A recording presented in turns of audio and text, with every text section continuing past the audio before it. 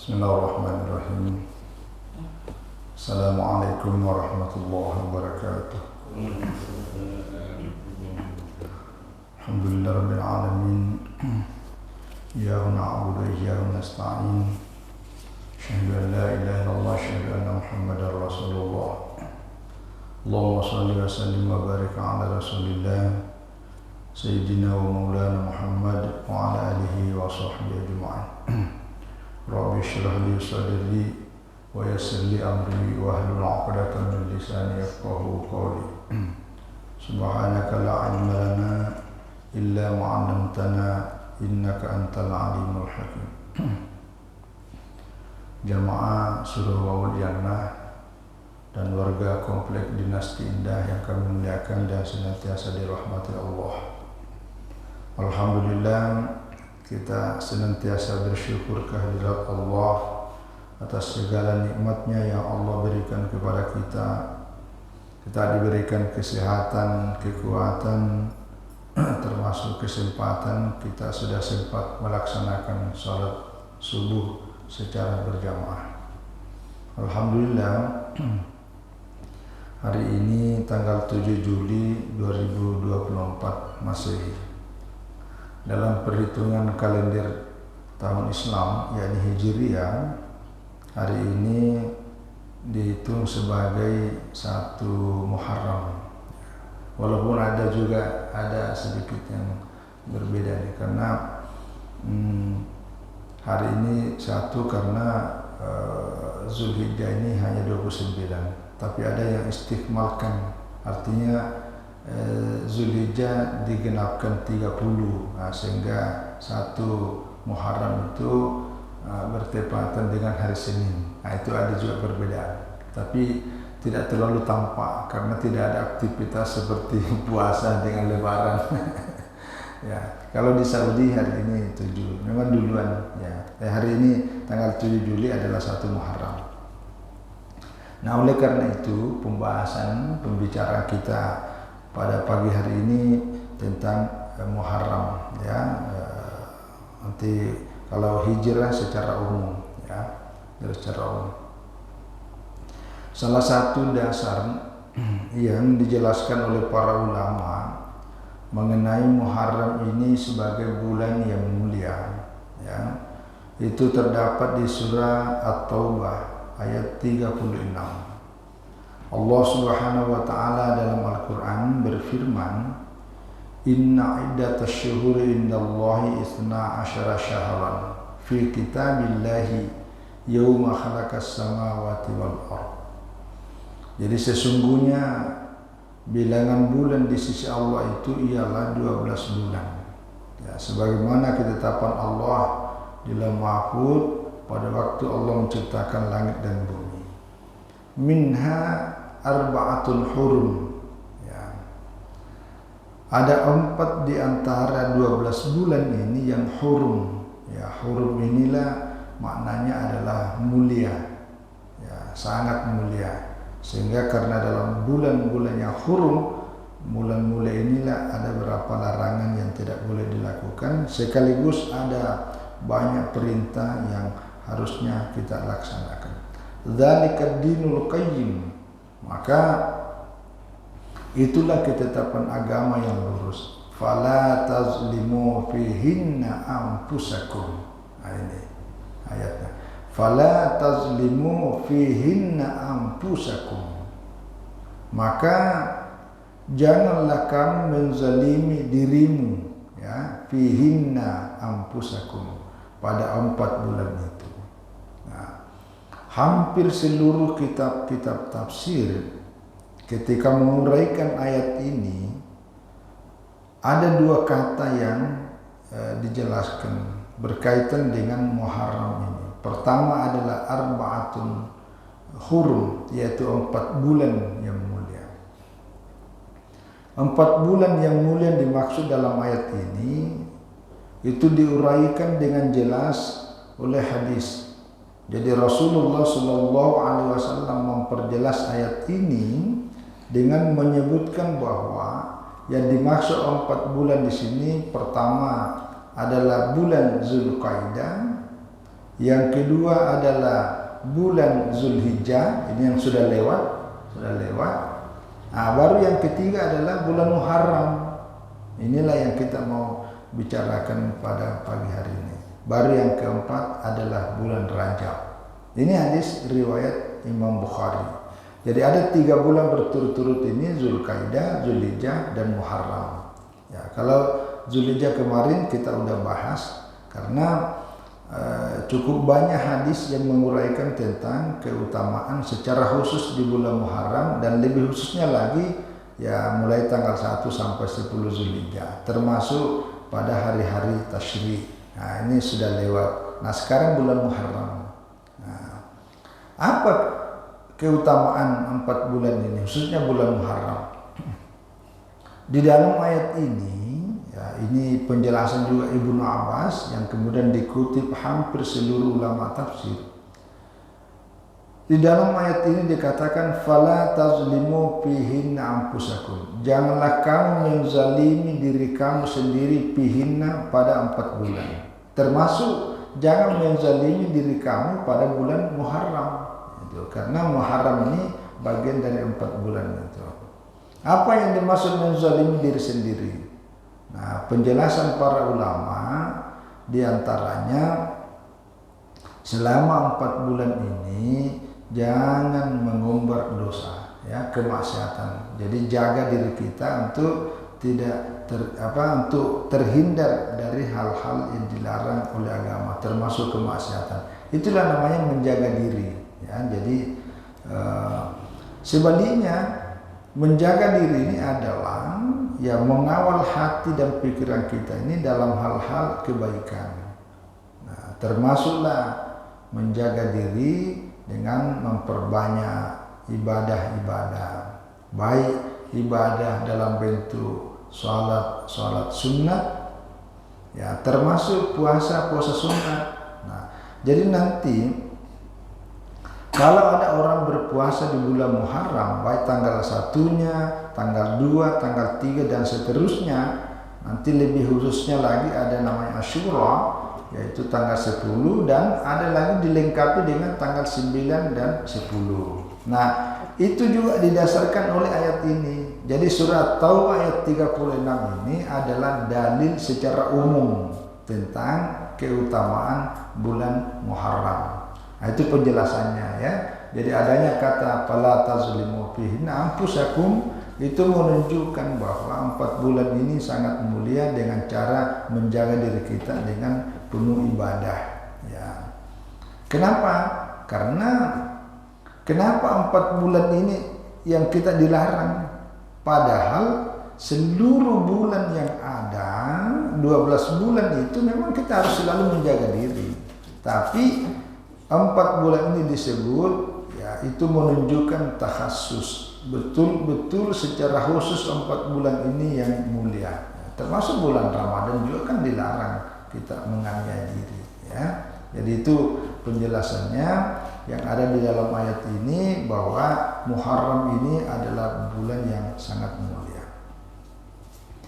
Yang kedua, berdasarkan hadis Rasulullah Shallallahu Alaihi Wasallam yang diriwayatkan oleh Imam Muslim bersumber dari Abi Hurairah radhiyallahu anhu. Qala Rasulullah Shallallahu Alaihi Wasallam, afdalus siyami ba'da Ramadan syahrullahi al-Muharram, wa afdalus salati ba'da al-faridati salatul laili. Rasulullah Shallallahu Alaihi Wasallam bersabda, afdalus siyam ba'da Ramadan, ya, puasa yang paling utama setelah bulan Ramadan adalah syahrullah al-Muharram. Nah, jadi setelah bulan Ramadan ada puasa yang paling utama, itu adalah puasa pada bulan Allah, yaitu Muharram. Wa afdalus salati ba'da al-faridah, ya, salat yang paling utama setelah salat wajib, setelah salat fardu adalah salatul lail, ya, salat malam. Salah satu maknanya adalah tahajud. Nah, yang menarik dalam hadis ini penjelasannya adalah Rasulullah Shallallahu Alaihi Wasallam menyebutkan Muharram ini sebagai syahrullah, yaitu bulan Allah. Ya.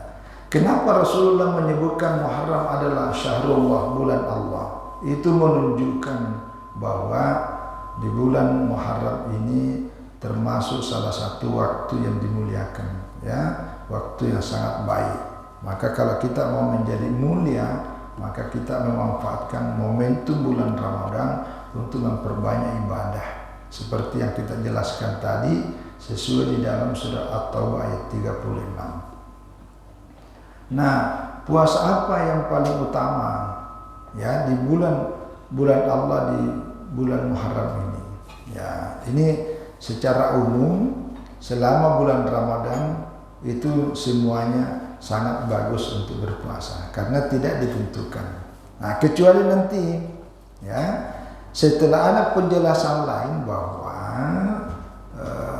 secara khusus di dalam bulan Ramadan ini ada tanggal, yakni tanggal 9 dan lebih khususnya pada tanggal 10 yang kita kenal dengan istilah Asyura. Itu yang dimaksud, bahwa salah satu di antara keutamaan puasa di bulan Muharram itu adalah tanggal 9 dan tanggal 10. Kenapa? Nah, ini yang kita mau juga tambahkan penjelasan, bahwa dalam banyak riwayat, beberapa riwayat disebutkan oleh para ulama bahwa di bulan Muharram ini banyak kejadian, ya, banyak kejadian, terutama di umat-umat terdahulu, khususnya dalam cerita kisah para nabi. Ya, misalnya kalau tanggal 9 dan 10 ini, khususnya pada Asyura ini, hari Asyura, itu kejadian yang sangat populer adalah terselamatkannya Nabi Musa alaihissalam oleh Allah atas kejaran Fir'aun. Ya, ini kisahnya antara Nabi Musa alaihissalam beserta umatnya Bani Israel dari kejaran Fir'aun. Ya, saya kira ini sangat populer ceritanya, ya, bahwa dulu ketika Nabi Musa dikejar. Jadi nanti ada ayatnya di sini. Ya, hadis yang menjelaskan ini adalah hadis diriwayatkan oleh Imam Bukhari yang bersumber dari Ibnu Abbas. Ya. Ani bin Abbas radhiyallahu anhuma, anna Nabiy sallallahu alaihi wasallam, ya, diriwayatkan dari Ibnu Abbas radhiyallahu anhuma bahwa Nabi sallallahu alaihi wasallam lamma qadimal Madinah, ketika baru saja tiba di Madinah, wajadahum yasumuna yauman, yakni Asyura. Jadi ketika Nabi baru sampai di Madinah, beliau mendapati orang-orang Yahudi, ya, penduduk Madinah. Jadi waktu itu penduduk Madinah yang paling banyak dominan di situ adalah Yahudi. Nah, ketika Nabi nyampe di sana, melihat orang-orang Yahudi di Madinah ini pada berpuasa pada hari itu. Jadi ya mungkin dalam bahasa kita hampir tidak ada aktivitas karena memang pada semuanya berpuasa, tidak ada yang makan pada siang hari. Pada tanggal 10 bulan Muharram. Lalu Nabi bertanya,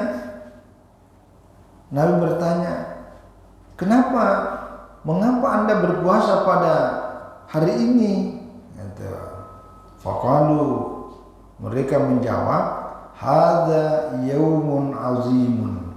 Hari ini adalah hari agung. Hari ini adalah hari mulia. Hari ini adalah hari raya. Nah, itu. Ini kata umatnya Nabi Musa, yaitu Bani Israel, Yahudi yang ada di Madinah pada waktu Nabi sampai di sana. Wa huwa yaumun najjallahu fihi Musa alaihissalam wa aghraka ala Fir'auna. Nah, jadi pada hari Asyura, ya, adalah hari di mana Allah menyelamatkan Nabi Musa alaihissalam, ya, dari kejaran Fir'aun. Wa aghraka ala Fir'auna, dan Allah menenggelamkan, ya, Fir'aun beserta pasukannya. Itu jawaban penjelasan dari orang-orang Yahudi ketika ditanya, mengapa Anda puasa pada hari ini? Banyak mereka puasa karena pada hari itu adalah mengingat peristiwa yang sangat besar, bersejarah, dan ada hubungannya dengan masalah spiritual. Ya. Pasama ya, Musa syukran lillahi ta'ala. Jadi karena pada hari itu Nabi Musa alaihissalam selamat dari musibah bencana besar kejaran Fir'aun, Nabi Musa berpuasa syukran lillahi ta'ala sebagai tanda syukur kehadirat Allah. Maka umatnya pun juga ikut berpuasa seperti yang dilakukan pada hari ini, yaitu hari Asyura pada waktu itu. Faqala, lalu Nabi SAW bersabda, ana aula bi Musa minhum fasamahu wa amara bisyami. Maka Nabi SAW bersabda, ana aula bi Musa, akulah yang lebih utama, ya, lebih dekat terhadap Nabi Musa alaihissalam dibandingkan daripada kalian. Ya, daripada masa Anda berpuasa orang Yahudi lalu kami sebagai nabi, ya, dalam Islam tidak berpuasa, maka kamilah yang sebenarnya lebih patut, ya, berpuasa daripada kalian. Fasamahu, maka itulah kemudian Nabi juga berpuasa pada hari 10 Muharram. Wa amara bisyami, sekaligus beliau memerintahkan kepada para sahabat umatnya untuk berpuasa pada hari tanggal 10 Muharram, hari Asyura. Nah, jadi berdasarkan hadis ini yang menjelaskan kaitannya dengan peristiwa di alam Nabi Musa alaihissalam bersyukur karena diselamatkannya dari bencana musibah. Nah, ini yang juga menjadi dasar biasa dijelaskan oleh para ulama bahwa kalau kita, ya, selamat dari sesuatu yang mendatangkan musibah, lalu sebagai bentuk rasa syukur kita itu salah satu diantaranya adalah, ya, beribadah. Itu sebagai tanda syukur. Karena ada juga kalau kita tanda syukur yang paling gampang syukur alhamdulillah, itu paling gampang tuh, tidak ada ongkosnya, tidak ada biayanya. Ya. Yang kedua adalah sujud syukur. Ya, misalnya Bapak Ibu mungkin dalam perjalanan panjang pakai kendaraan, terjadi tabrakan, yang lain semua tabrakan, kita selamat. Nah, itu juga perlu bersyukur.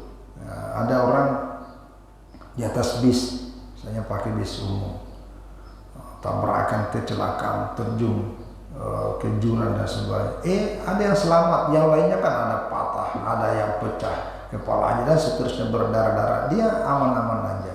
Dalam begitu mesti bersyukur karena Allah selamatkan. Gitu. Ya, baik syukur dengan ucapan alhamdulillah Allah selamat. Kedua, ya, sujud syukur. Ya. Begitu juga kalau ada mendapatkan nikmat, ya, misalnya baru keluar dari rumah sakit, yang berobat di rumah sakit, misalnya dioperasi dan sebagainya, ternyata dokter berhasil, jadi tidak apa, itu syukur, alhamdulillah. Nah, jadi bisa syukur dalam bentuk ucapan alhamdulillah, bisa dalam bentuk sujud syukur, nah bisa juga dengan berpuasa. Nah, ini yang diperhatikan Nabi Musa karena selamat, yang namanya kejaran Fir'aun itu kan luar biasa. Jadi laut itu dibelah, begitu masuk Nabi Musa alaihissalam beserta pasukan dikejar oleh Fir'aun. Begitu Nabi Musa sudah sampai, air laut ini langsung menyatu. Dari situlah Fir'aun kemudian ditelan oleh laut. Nah, ini dijelaskan di Al-Quran, di surah Yunus. Di surah Yunus itu ayat 90 sampai 92. Wajawazna, ya, bi Bani Israil al-bahrah, ya. Jadi kami jadikan Bani Israel, ini umatnya Nabi Musa alaihissalam, ya, jawazna, bisa melintasi laut itu, laut merah, ya, laut merah. Fa'atba'hum fir'aun wa junuduhu, ya, bagyan wa adyan hatta idza adrakahu al-waraq, ya. Lalu Fir'aun beserta pasukannya, ya, tentaranya itu mengikuti Nabi Musa beserta pasukannya untuk ingin menganiaya dan menindas mereka hingga ketika Fir'aun hampir mati tenggelam. Hatta idza adrakal gharaqu qala amantu annahu la ilaha illa alladhi amanat bihi Banu Israil. Nah, ini bertobat tapi terlambat. Ya. Jadi ketika di tengah laut ini, karena tadi itu melintasi Nabi Musa lalu ikut ke dalamnya, begitu Nabi Musa selamat, itu lautnya kembali menyatu. Nah, ketika tenggelam, ya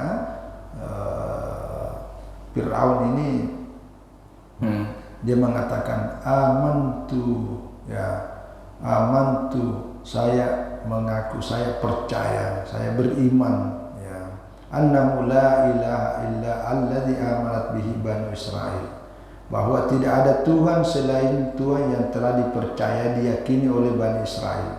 Nah, wa ana minal muslimin, dan aku termasuk orang-orang muslim yang berserah diri kepadanya. Nah, ini ayat, ya tapi ini jangan diikuti ya. Dulu ada orang, ini dipakai ayat ini bahwa Fir'aun itu masuk Islam. Ya ini ayatnya ini. Ini kalau lihat terjemahnya. Jadi ketika laut itu sudah tenggelam, nah di akhir ayat itu Nabi Musa mengatakan amantu, saya beriman kepada Allah, annahu la ilaha illa alladhi amanat bihi Banu Israil, bahwa tidak ada Tuhan kecuali Tuhan yang diyakini oleh Bani Israel, yaitu Allah. Wa ana minal muslimin, dan saya adalah orang-orang muslim. Itu ayatnya. Maka ada orang berpendapat Fir'aun itu muslim, masuk. Tapi mayoritas ulama menjelaskan ayat ini bahwa ini salah satu contoh bahwa ini kan diucapkan ketika sudah ini ini kan sakaratul maut. Jadi sudah ditenggelam, itu udah di detik-detik itu barulah mengaku. Nah, itu yang dijelaskan oleh hadis bahwa tidak ada tobat hatta yugargir. Tobat itu tidak diterima apabila kalau sudah sampai di tenggorokan. Ini kan sudah sampai tenggorokan. Jadi selama kita tidak dalam kondisi begitu, dalam kondisi sekarang seperti normal, itu kita harus bertobat dari awal. Salah satunya bentuk pertobatan itu ya memperbanyak terbiasa membaca kalimat la ilaha illallah, la ilaha illallah, la ilaha illallah. Itu bentuk pertobatan kita untuk mengasah keyakinan tauhid atau astagfirullah. Ya.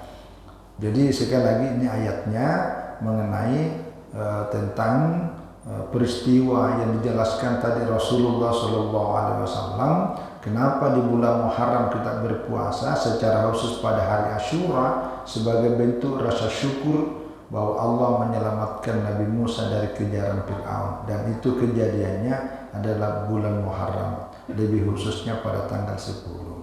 Nah, di dalam lanjutan ayat ini pada ayat 92, fal yawma nunajjika bibadanika litakuna liman khalafaka ayatan.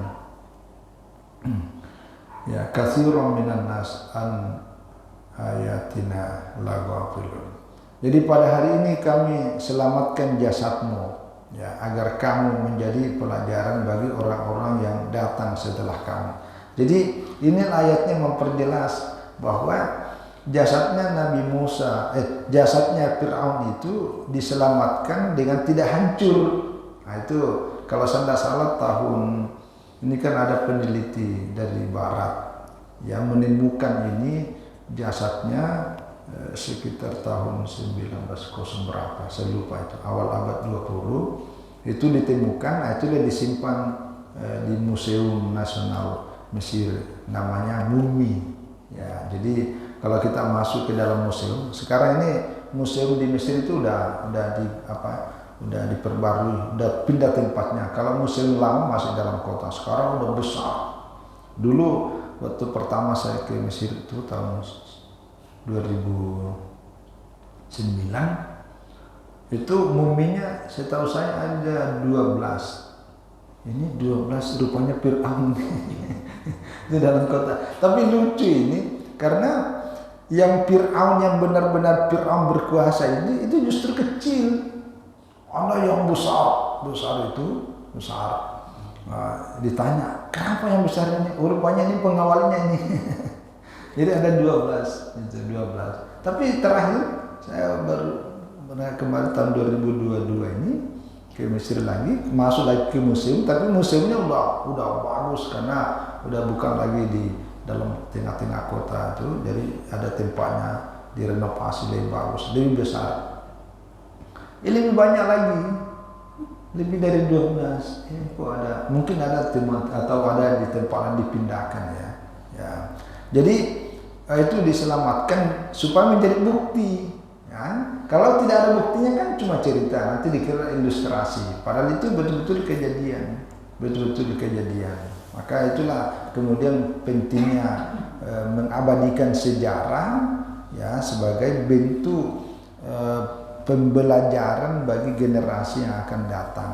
Ya, itulah perlunya dokumen. Ya, makanya kalau ada orang sekarang buat foto, buat dokumen itu bagus supaya bisa menjadi pelajaran bagi anak cucu kita generasi ke depan. Sama dengan ini kalau tidak ada dokumen-dokumen ditulis dijelaskan oleh para ulama dalam bentuk tertulis yang bisa ditinggalkan diwariskan, kita tidak ada tahu apa-apa. Maka itu juga menjadi pembelajaran buat kita. Jadi sekali lagi ini cerita tentang pada bulan Muharram. Nah, lalu penjelasannya bahwa apakah kita puasa di bulan Muharram cuma tanggal 10-nya? Ya, oleh para ulama mengatakan bahwa sebaiknya ditambah dengan 9, yaitu 1 hari sebelumnya, supaya kita tidak menyerupai puasanya orang-orang Yahudi gitu. Karena kalau kita puasa cuma tanggal 10, itu sama. Nah, supaya menyelisihi, karena kalau sama itu makruh. Nah, kata Rasulullah SAW, ini hadis dari Ibnu Abbas, riwayat Muhammad, sumu yauma Asyura, berpuasalah pada hari Asyura, wa khaliful yahuda, dan menyelisihi berbeda dengan orang-orang Yahudi. Ya, maksudnya sumu yauman qablahu au yauman ba'dahu. Nah ini itu. Jadi berpuasalah supaya tidak sama puasa 1 hari sebelum tanggal 10, yaitu berpuasa pada tanggal 9. Itu namanya sumut tasyasu, berpuasalah pada hari ke-9. Aw yauman ba'dahu, atau berpuasa setelah tanggal 10 kalau tidak sempat melaksanakannya pada tanggal 9, maka itu boleh supaya berbeda. Nah itu jadi khusus untuk Muharram. Inilah salah satu amalan ibadah puasa. Tentu selain ibadah puasa juga tadi itu memperbanyak ibadah, doa, zikir dan sebagainya. Ya.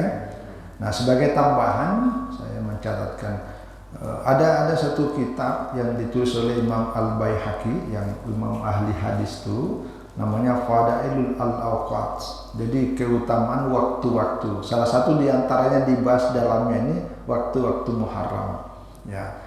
Jadi ada beberapa peristiwa ya, walaupun hadisnya ini oleh para ulama hadis memberikan komentar mengenai statusnya dianggap dhaif. Nah, tapi kalau penjelasan sejarah dhaif itu tidak apa-apa kalau sejarah, karena sejarah ini bisa menjadi pembelajaran bagi generasi berikutnya. Yang menjadi masalah kalau hadis dhaif itu dijadikan dasar masalah akidah atau masalah hukum. Ya, walaupun para ulama, apalagi kalau hadisnya tidak terlalu dhaif, itu tidak apa-apa ya, karena sebagai nasihat, ya, sebagai motivasi, ya, bisa menginspirasi. Salah satu diantaranya adalah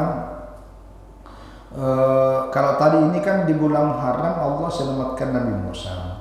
Yang kedua adalah Allah menerima taubatnya Nabi Adam alaihissalam. Ya, jadi kita kan mendengarkan di Al-Baqarah tentang di dalam ayat Al-Quran tentang bagaimana Nabi Adam alaihissalam ya diperintahkan untuk la taqraba asyajarata, itu kan ada larangan, tetapi kemudian Nabi Adam melanggar larangan itu, maka dia diminta untuk bertobat. Nah itulah penjelasannya di Al-Baqarah, fatalaqa Adamu min rabbih kalimatin fataba alaihi innahu huwat tawwabur rahim. Maka Ini sambungannya ayat ini tentang larangan tadi itu. Maka Nabi Adam kemudian Adam menerima beberapa kalimat dari Tuhannya. Ya, fataba alaihi, maka Allah pun menerima tobatnya. Ya, jadi penjelasan di sebagian ulama bahwa tobatnya ini, penyesalannya ini diterima di Muharram itu, di bulan Muharram. Apa kalimat yang dijelaskan di ayat ini tentang yang diterima Allah? Itulah qala, ya dua-duanya ini Nabi Adam AS mengatakan Rabbana zalamna anfusana wa illam taghfir lana wa tarhamna lanakunanna minal khasirin. Ya Tuhan kami telah menzalimi diri kami sendiri. Jika Engkau tidak mengampuni kami dan tidak merahmati kami, niscaya kami termasuk orang-orang yang merugi. Nah, inilah doa yang biasa kita baca. Jadi itu doanya Nabi Adam alaihissalam sebagai bentuk pertobatan karena telah melanggar perintah. Jadi itu di bulan Muharram. Nah, jadi yang tadi itu dilarang kita menganiaya diri sendiri, maka itu kita bagus. Ini salah satu riwayatnya. Ya, jadi memperbanyak doa-doa istighfar dan pertobatan untuk semoga kita dilindungi oleh Allah Subhanahu wa taala. Begitu juga kalau dalam riwayat ini ya, Nabi Nuh alaihissalam, itu ketika terjadi banjir, itu terdapat di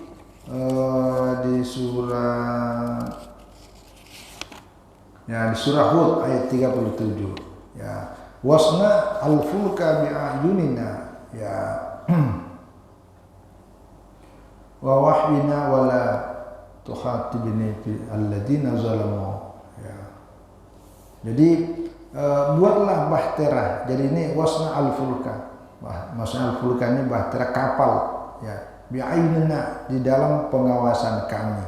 Ya. Jadi ini cerita tentang Nabi Nuh alaihissalam diperintahkan untuk membuat, karena Nabi Nuh ini itu hampir 1000 tahun berdakwah ya. Jadi hanya yang mendengarkan cuma beberapa orang, ya, termasuk ada anaknya itu yang membangkang. Jadi lalu jadikanlah terjadi banjir, lalu diperintahkan untuk membuat perahu. Nah, jadi Nabi Nuh alaihissalam diselamatkan oleh Allah dari kepungan banjir dengan cara membuat perahu. Itu juga oleh bagian ulama menyebutkan kejadiannya pada bulan Muharram. Jadi banyak kejadian-kejadian inilah yang maksudnya terjadi pada nabi-nabi terdahulu itu di bulan Muharram. Termasuk Nabi Ibrahim alaihissalam, ya, ketika Raja Namrud membakar Nabi Ibrahim, dilemparkan ke dalam api. Nah, itu di surat Al-Anbiya ayat 68 sampai 9. Jadi mereka mengatakan hariku bakarlah, ya, wansuru, ya, bakarlah dia Ibrahim, ya, wansuru bantulah, ya, aliyatakum in kuntum fa'ilin, ya, dan dia katakan bantulah Tuhan kamu jika kamu benar-benar hendak berbuat, ya. Lalu kulna ya narukuni bardan wa salaman ala Ibrahim. Nah, ini biasa dibaca nih kalau ada orang terbakar itu atau kulitnya itu bakar api, yang baca kulna ya narukuni bardan wa salaman ala Ibrahim, ya. Jadi yang dibaca itu ya nar, hei api, kuni bardan, jadilah kamu dingin, wassalaman ala Ibrahim, dan selamatkanlah Nabi Ibrahim alaihissalam. Ini ayatnya. Jadi ketika terjadi pembakaran Nabi Ibrahim alaihissalam dibakar, lalu Allah selamatkan Nabi Ibrahim dari kobaran api yang tadinya panas itu menjadi dingin. Hanya dibaca ini. Ini terjadi juga pada bulan Muharram. Ada beberapa riwayat dia menjelaskan bahwa ketika dilemparkan ke dalam api itu, salah satu dibaca itu hasbunallahu wa ni'mal wakil, ni'mal maula wa ni'man nasir. Nah, itu. Nah, ketika itu dibaca, dijawab oleh Allah, menjawab bacaan itu dengan turun nih, kalau gitu bacalah nih, kuni bardan, ya nar, hai api, jadilah kamu dingin dan selamatkan tas Ibrahim. Jadi kalau bisa boleh dibaca dua-duanya itu. Kalau kita lagi sedang dalam kondisi darurat tertentu, salah satu bacaan yang bagus itu hasbunallahu wa ni'mal wakil, ni'mal maula wa ni'man nasir. Karena dari bacaan itulah turun ini wahyu. Ibrahim baca kuni ya nar, hai api, kuni bardan wa salam ala Ibrahim. Ya. Tapi kalau kita baca ya wassalamun ala siapa. Ya, itu kata para ulama ya. Jadi kalau misalnya lagi terluka itu kena betul membaca ya nar kuni bardan wa salaman ala Alfian misalnya. Itu wassalamun ala Umar misalnya. Nah, ini semua kejadiannya pada bulan Muharram. Termasuk Nabi Yunus. Ya, Nabi Yunus itu di surat Al-Anbiya ayat 87, 88. Jadi Nabi Yunus ini kan dia ditugaskan pergi berdakwah salah satu daerah di Irak, daerah Irak sekarang itu. Tapi karena itu tadi dia ragu-ragu, akhirnya dia balik menumpang di atas kapal. Nah, itu kapalnya penuh, akhirnya Nabi Yunus ini dibuang dari kapal, dibuang ke dalam laut. Ditelan oleh ikan.